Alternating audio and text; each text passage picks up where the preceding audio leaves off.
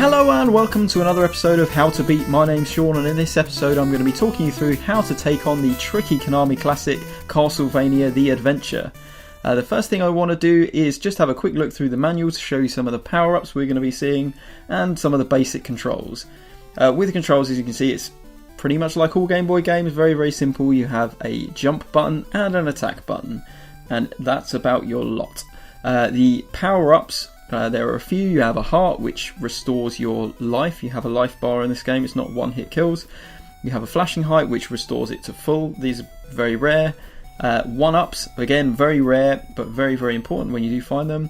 A cross of gold. This is more of a situational item. They seem to place it when there's enemies dropping down where you need to climb up a ladder. So it's kind of a necessity through the game design.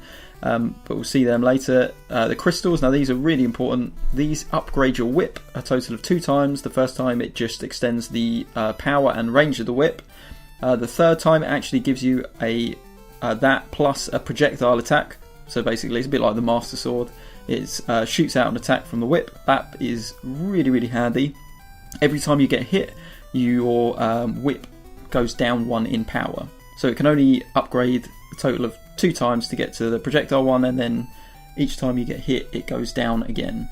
On top of that there is a flashing crystal. That's just to when you reach a boss room there'll be a candle and that will drop out and that will begin the boss fight.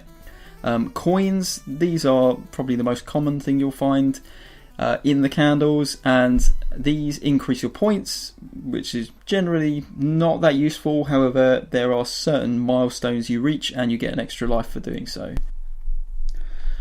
So without further ado, let's begin this long play and see how I get on. I'm playing this on a Retro Freak with a real copy of the game, although that's an emulation machine, so take that for what you will. I don't use save state at all. This is a one single playthrough. There's one edit later on, but I'll bring that up. So the first thing you'll see I do is miss that first candle. That's because by doing that, it will make the 10th candle contain a 1-up. So you're going to want to do that.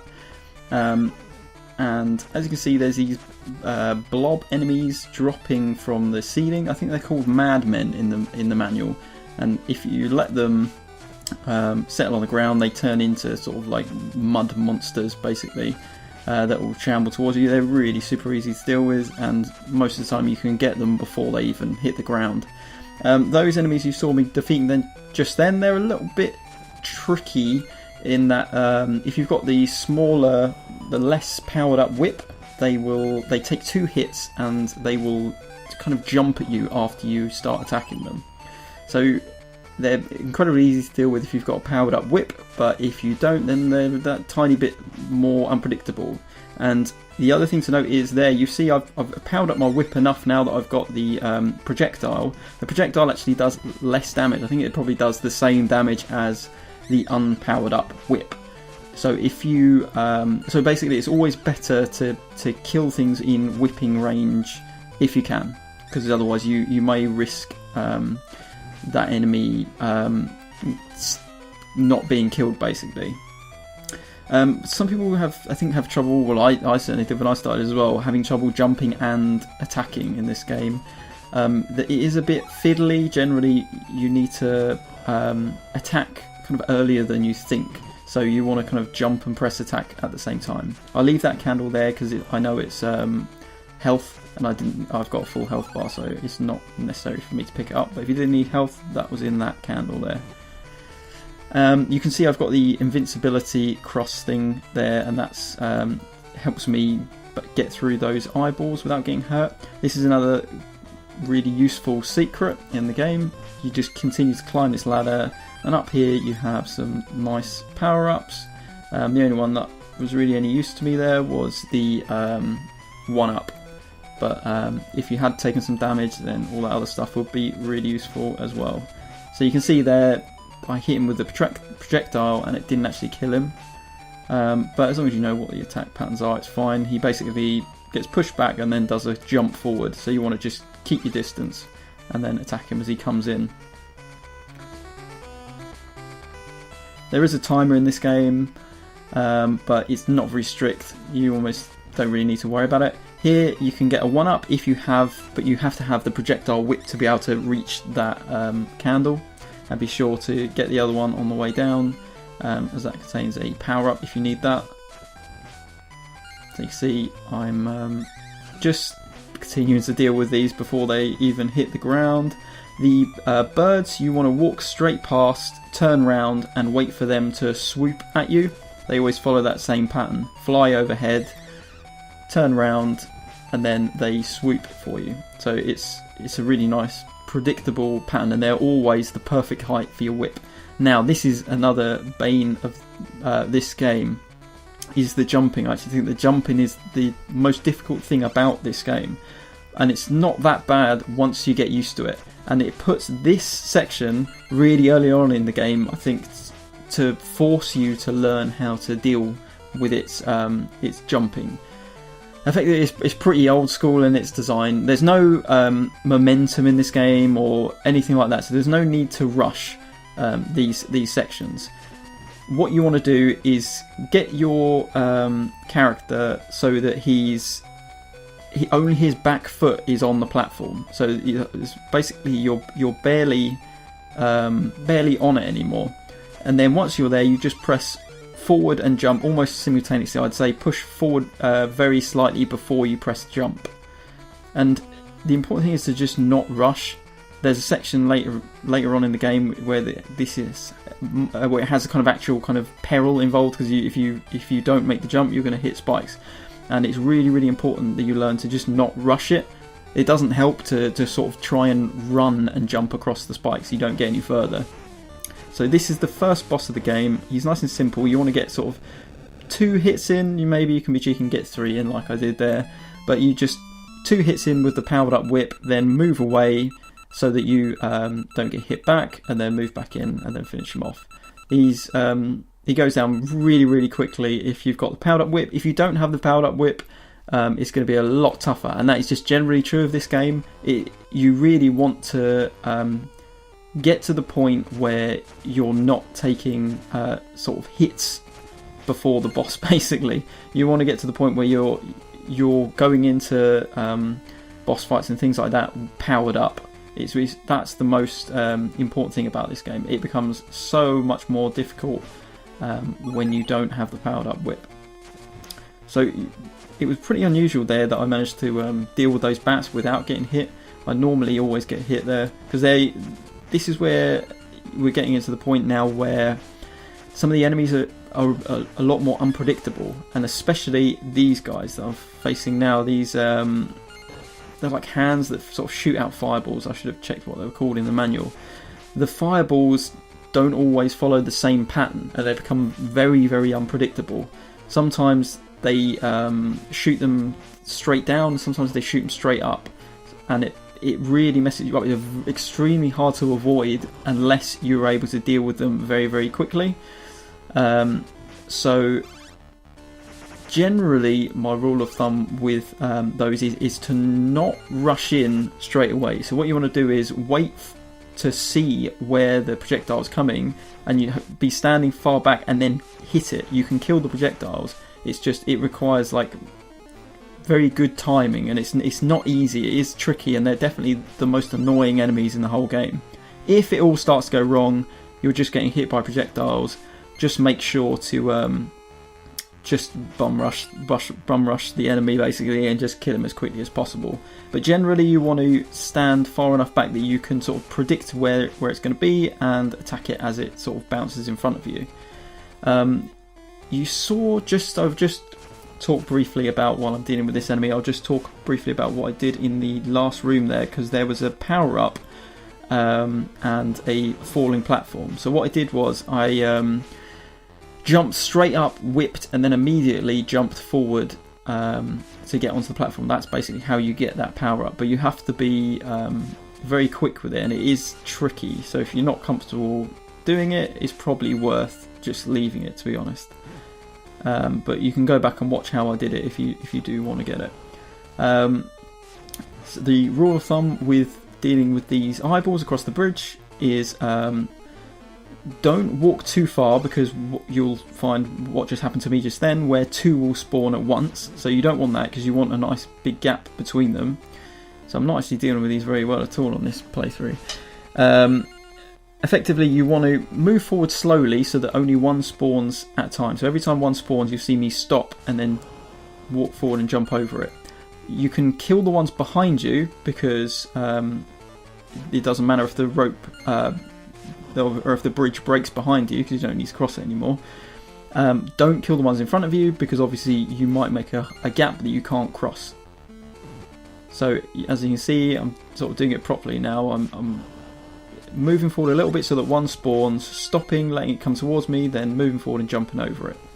And as long as you do that, you really shouldn't have any problems. It's not that difficult. There's a 1-up across here if you can get it. I think I do manage it, but it's very tricky. You have to stay on this last platform just a split second longer than the others.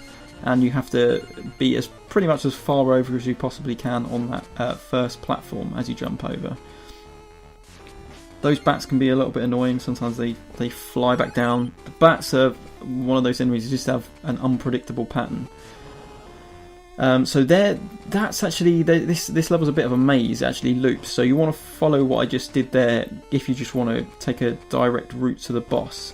There are other routes, and I think there is a power-up and a 1-up another way, but I always found it wasn't worth it for me, because I tended to just take more damage than I gained in sort of power-ups and things. I'd lose my power-up by the time I got out there, because it was you have to deal with one of the fire-spitting enemies and bats and things, and I just didn't find it was worth the effort.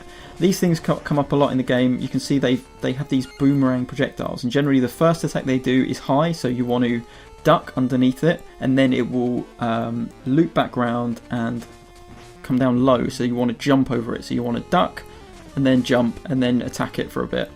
The second time it attacks, if you haven't already killed it, it will start by attacking low. This is the second boss, and it's actually not one particular thing. It's you've just got to kill a bunch of these weird frog-like monsters, and they spawn in any of these holes, and you want to be checking where I'm standing for each of them, because there is a sort of a safe spot, and generally for the 2 in the middle it's directly below, so you want to stand directly below where they're coming out of, and generally I duck as well to be sure, and then you attack in the direction that they're jumping. The ones on the far side, you again, the bottom right one's nice and easy. You just literally walk up to him and just hit him. The one on the left is a little bit more tricky because he actually jumps. So what I do is I line myself up underneath the highest hole, and then stand there, and then as he jumps out I attack him. As you can see, if you know where to stand, it's just so easy, this boss. Not a problem at all. But it's one of those things that feels really tricky at first before you know where to stand. So we're flying through the game. We're already up to stage 3 now, and this is probably the stage I've found hardest in the entire game. It feels much more high pressure than the others, because as we're going to find out in a minute, there is generally spikes trying to crush you or chase you, but you'll notice the candle I missed earlier. You want to miss that, because if you try and jump to get it, you will hit the spikes and die. So it's kind of like a booby trap. So don't fall for that. Miss that candle I missed there. The main thing to do on this level is to honestly not panic. You actually have loads of time. These things are not set on a timer per se. They're set almost when you reach certain points, they will start to lower. So it's not as intense as it looks. It's not a case of it just going up and down, up and down, up and down. It's when you cross a certain point, it will start to go down. It's actually really easy, and then you get a checkpoint right about here. So once you've done this, you never have to do it again. These little jumps are harder than they look. Make sure to just stay on that second platform, the falling platform, a little bit. Just a split second longer than you think. As you can see, there's spikes now coming up from the bottom, and these will insta-kill you. So this is the part of the game which I found trickiest. Those enemies that look like worms, if you don't have the powered up whip, they actually won't die on the first hit, and they'll roll into a ball and bounce off the nearest wall and then roll back towards you. And they can be a real pain in the neck if you don't have the powered up whip. If you've got the powered up whip, it's nice and easy, they die after one hit. The important thing to do in this stage is really to just not panic. You honestly have, well, most of the time you have more time than you think. Like, I have loads of time here to reach this rope, so it's not worth sort of panicking. Now this jump is a bit tricky. You want to watch when I jump, because this part is pretty precise. You don't have a great deal of room for margin of error there. You really do need to pretty much do it exactly as I did then. So you want to pause the video and look for a milestone of where I jumped off the rope then. And again, as I'm just climbing up this rope, just make sure you're high enough on the rope you're currently on before jumping off, because some of these gaps are quite big, so you do need to be quite high up because you're going to fall quite far. I didn't actually need to jump off the ladder and kill that monster then, because you should never deal with it. Again, so this is where, what I was saying earlier on, where you really need to take your time a little bit with the jumps. Don't rush it. That's the mistake I was making for a long time, and I honestly thought this stage was impossible. And once I started to relax a bit and not rush, it all came together. Here you especially can't rush. If you try and do those moving platforms too quick, you will, by the time you get to the top moving platform, you will hit the top of the screen and it won't let you make the jump. You will hit the top of the screen and fall down into the spikes. So it's really important you just wait for a second there till there's enough room for you to be able to clear the jump.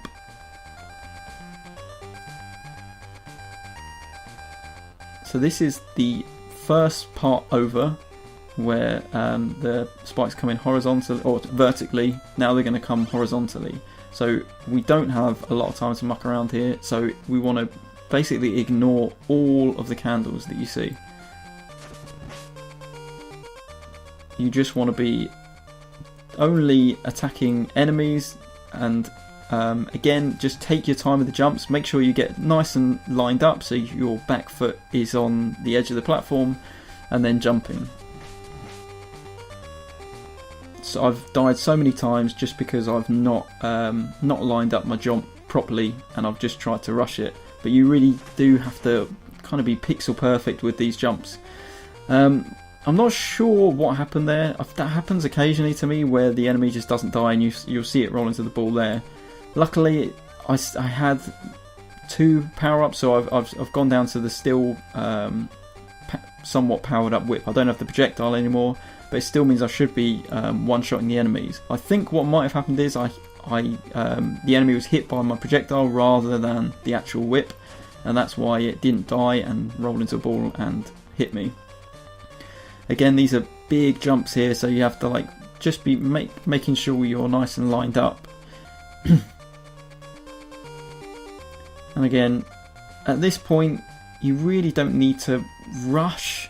You do need to obviously get a move on, because the spikes are coming, and you'll see at the end of the level that they're not massively far behind me. But there's a difference between rushing and or not rushing and, being slow. You still need to get a move on, but just take that split second just to make sure you're going to make a jump.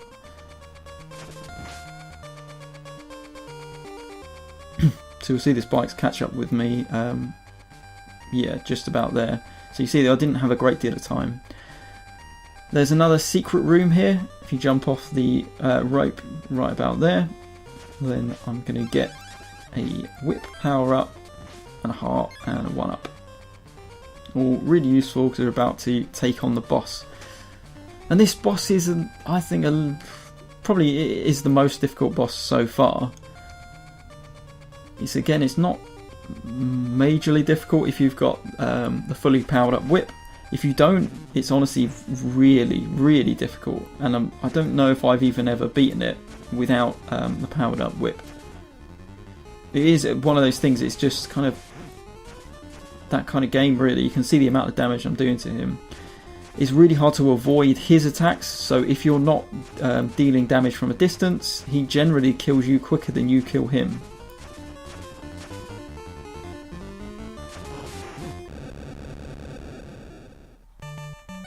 So there you go, that wasn't too tricky, but I did take 2 or 3 hits in the process, so it wasn't perfect by any means. But as I say, I don't have a particularly good strategy for that boss. The only thing that was somewhat successful for me was sort of running back and forth down the bottom and waiting for him to sort of swoop in, and as long as I was moving, his swoops would miss me and then I might get an attack in. But honestly, just be powered up. That is honestly the best advice I could give. Okay, so at this point I've edited the video because I had an unsuccessful attempt at the final stage, so I've edited that out so that I'm not retreading old ground and forcing you to watch me go back and repeat playthroughs. So this is my successful attempt, which was my I had to use a continue in the end. I burnt through all my lives. But anyway, so let's crack on and I'll show you how I got on with stage 4.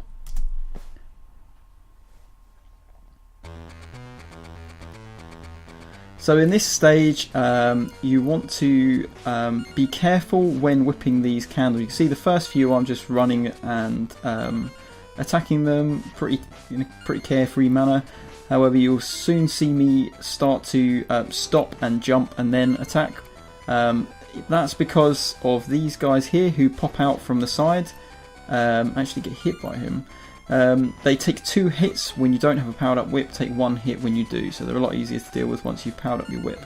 So you can see I'm just taking my time a little bit more now because it's very easy to accidentally jump straight into one of them and take some damage, and more importantly lose your power up, which is something you definitely don't want to do. So just take your time with these candles and don't sort of jump too far ahead. This guy, you want to duck underneath his projectile as it comes back because it will hit you, but he's pretty easy to deal with otherwise. Now we're going to see a copy of the first boss come up, but he's a lot easier to kill. Well, I'm not saying a lot easier, he does basically exactly the same things, but he just has slightly less health. So he goes down in, 2 or 3 hits. Now, it's generally a good idea to do what I'm doing there and just stay on that rope a little bit with that first projectile comes down. However, you can get unlucky, and I've done many a time where the projectile will bounce straight down the shaft and hit you anyway.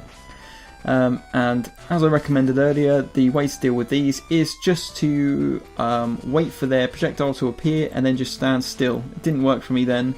Normally, more often than not, it kind of bounces just in front of you, and you can attack it and kill it in midair. So the last thing you want to do is have those things bouncing around, because often they can bounce back towards you from behind, and before you know, you've got a projectile coming at you from the front and from behind, and you're taking lots and lots of damage. And you can see I'm not doing fantastically here. I am getting hit quite a lot. As I said, these are the most unpredictable enemies in the game. It's honestly really hard to do a no-death run of this game. This is probably my 7th attempt, and that's why I had to put in the edit in the end, just because I found I couldn't do it without dying. I'd get to either I'd die on stage 3, or I'd just die on this stage just because of these projectiles. And you can see they're very difficult to avoid because your movement is so slow. But luckily they don't take too much damage. So yeah, I'm taking an absolute beating in this room. There is a power up, as you see, I just got a minute ago, but unfortunately I lost it again from that projectile. I just got unlucky. This is a kind of jumping puzzle. It kind of reminds me of Mega Man almost. So what you want to do is jump on that first platform, then just jump straight up in the air as it crosses the other platform. And you want to jump off of that platform that's going vertically, as soon as you can. As soon as you think you're going to make it onto the ledge, you want to be jumping off of it. If you don't, you will not have room to jump off because of the spikes, or you will just hit the spikes because it will just crush you, like as you can see it would do. So the key really is to honestly jump off of these things as soon as you can. Obviously you have to wait until you're lined up with the other platform, but the second you can do that, you want to be doing that. And again, as soon as I think it's high enough that I can jump off and reach the rope ladder, that's what I'm going to do. Very, very easy to die on those. They're one hit kill. So again, you want to just wait for that enemy just to throw his projectile. So just hang back a little bit on the rope ladder so you don't get hit by it as you're climbing up. And you can see I jumped over it and then ducked under. And this one, because it's his first attack, he's going to throw it high and then it will loop back low. So as I said earlier, they have this sort of alternating attack pattern where they'll throw their axe high and then they'll throw it low. This is honestly one of the most difficult parts of the game. So many deaths. As you'll see, I'll post my deaths of my unsuccessful attempt at this, and you'll see me die in that room a lot. I made it look pretty easy there, and that's hopefully what you want to aim to do. You basically want to jump up on that first platform as soon as possible and just wait, hit the projectiles that are coming, and then rush the enemy. Get over there as quickly as possible and kill him as quickly as possible. Because what will happen is the projectiles will cause you hit you and cause knockback, which will knock you back into the spikes and insta kill you. It's so easy for that to happen. I was talking so much then that I missed. I was supposed to tell you about that secret room, but hopefully you saw me do it. Because there's a power up in there and a 1-up. Now, if you mess up, it's honestly a good idea to just kill yourself. Not literally, kill yourself in the game, so that you can respawn just before that point, and you can just keep getting the 1-up, so that you can do this bit properly without taking hits. I don't bother at this point because I think I've still got 1 power up, so I'm not too worried. But these, you really have to memorise the pattern. It's quite easy for all of the ones up until the last 3. You'll see they come in quick succession, and you almost need to just be jumping straight away on each of those. There you want to be running to the middle as soon as possible, and then you drop down safely. So again, here you've got to not get greedy. You don't want to be trying to just stand there and spam attacks, because they will attack you back, and it is literally crucial that you don't lose your powered up whip. You can lose, if you have the projectile one, you can lose 1, because there's one just before the boss fight, another upgrade just before the boss fight. But it's really important that you go into the final boss with your whip powered up completely. It should be noted with those guys, the projectile attack doesn't work on them, it bounces off, so you have to get them within whip range. So there you can see that's where the final power up is. So now I have full life and full powered up whip, and it is literally vital. I'm not honestly, it's possible obviously to beat the boss, but it is not recommended. So as you can see, the first thing I do is jump on that platform there, duck and shoot projectiles, and then I'm going to swap sides when I see him disappearing, and do it on the other side, and he's dead. If you don't manage to kill him in that amount of time, he will appear on the top, on the sort of middle platform. Here, take your time. When the bat comes back towards you, you just want to time it so that you just catch him with a whip, but don't get hit yourself like I did just then. But at this point he's already pretty low on health, so even though I took another hit with the bat, I've got my weak whip, I still think I should be alright. As you can see, his main attack is just stopping and dropping 3 bats. It can be a pain. You can take damage and get hit by, if you hit the spikes, then it's obviously an insta kill.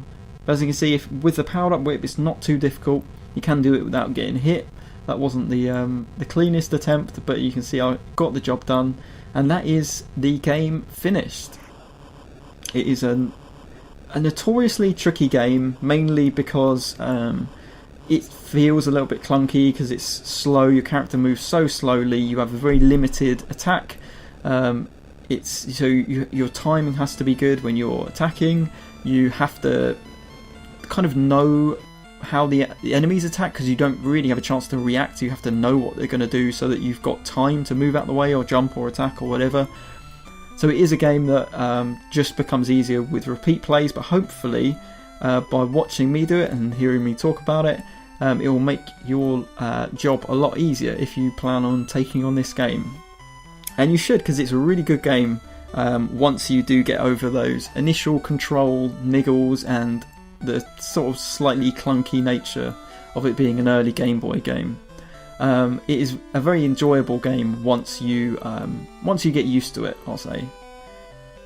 So stick around after the end credits and you can see my death montage. But anyway, I hope that was useful, and if there's any other games you would like me to cover, you would like me to beat and then do an episode on, please let me know in the comments below. I'd be happy to do it. I love a challenge. I love taking on difficult Game Boy games. So please request some games down below and I will honestly get straight on it. So thanks very much for watching. I hope you enjoyed this. I hope you found it helpful. I'll see you next time.